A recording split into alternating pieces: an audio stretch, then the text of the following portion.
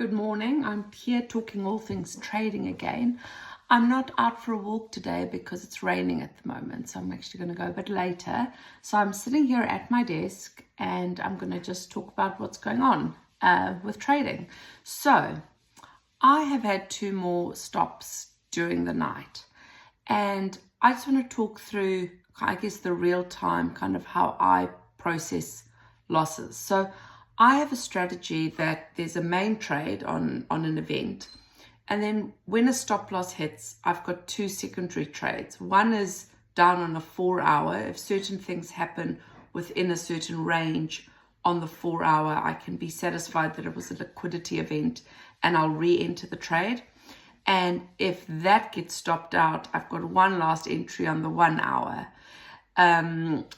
And if that happens, then I also am satisfied it's a liquidity event and I can enter again.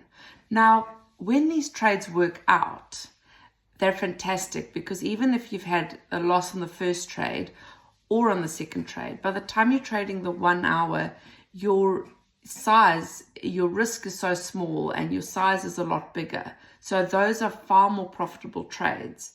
But you have to take them after you've had 2 losses. And at the moment, I finished the entire series. All 3 of them didn't work out.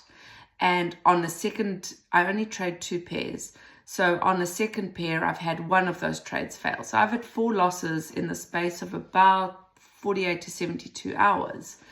And on that second trade, there's still a possibility that I could get an entry on the 1 hour. Now, I've got to take that trade off the back of 4 losses. So how do you process that? Well, this is my strategy, and I never know. There's total uncertainty. I do not know which of these trades is going to work and which one isn't going to work.